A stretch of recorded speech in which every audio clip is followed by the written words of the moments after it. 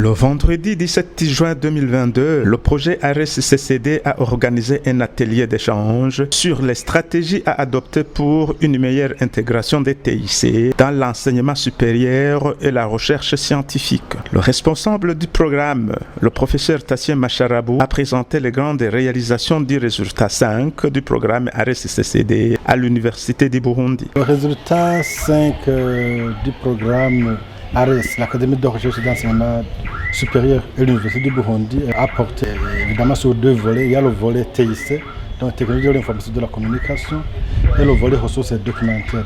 Et il y a eu une série de réalisations. Ici, je dois vous dire que pour le volet TIC, c'est un volet qui est même transversal parce que le résultat 5 côté TIC aura servi aussi d'autres résultats alignés le long du programme.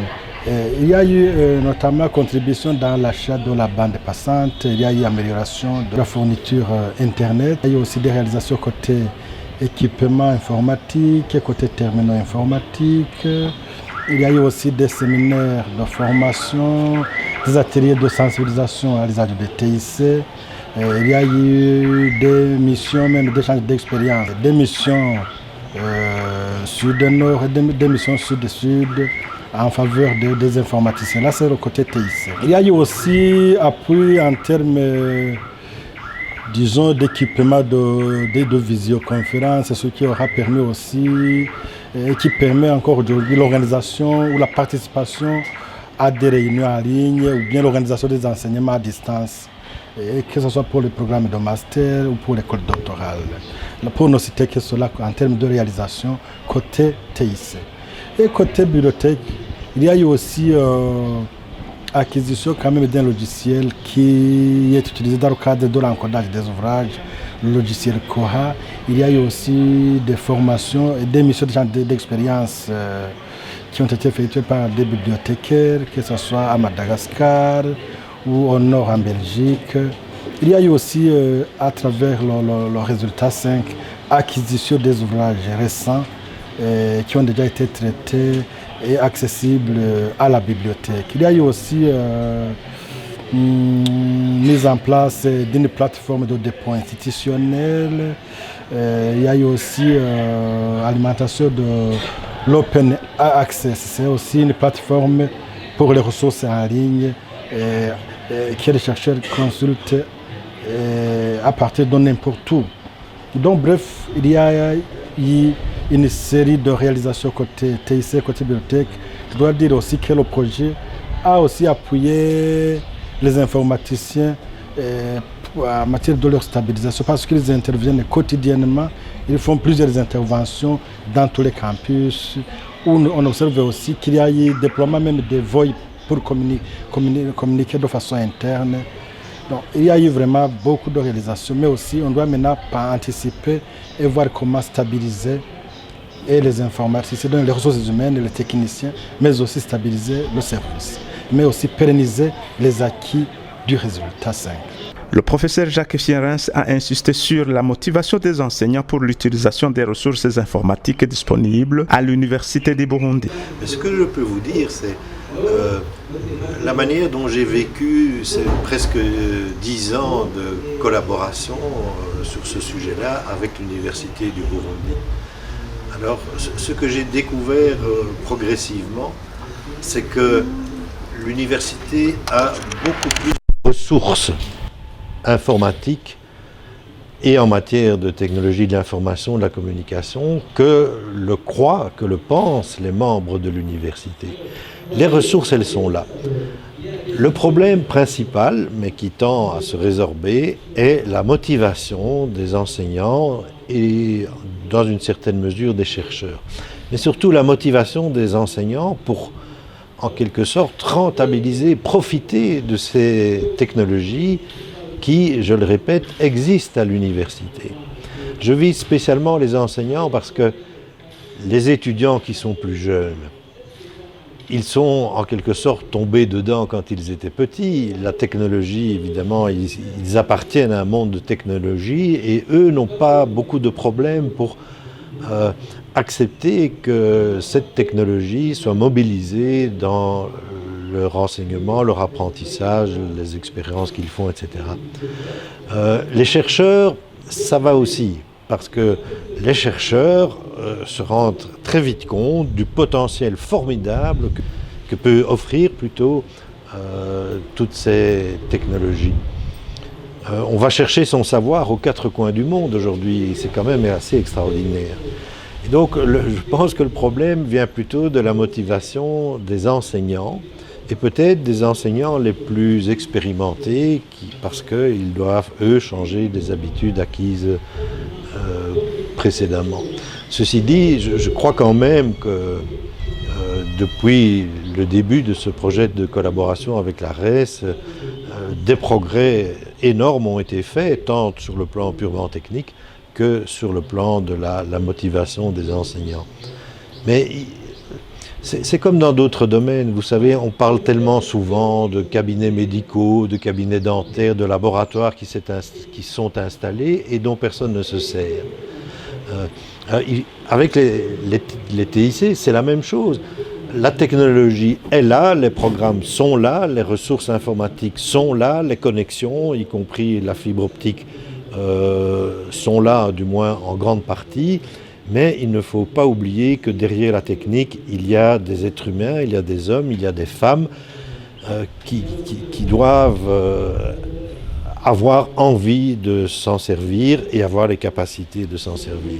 L'enseignement en distanciel présente certes des avantages, mais la relation pédagogique est quasi absente. L'enseignement, personnellement, j'ai été comme tant et tant d'autres professeurs à cause de la crise sanitaire, à cause de la crise du Covid, j'étais amené à devoir enseigner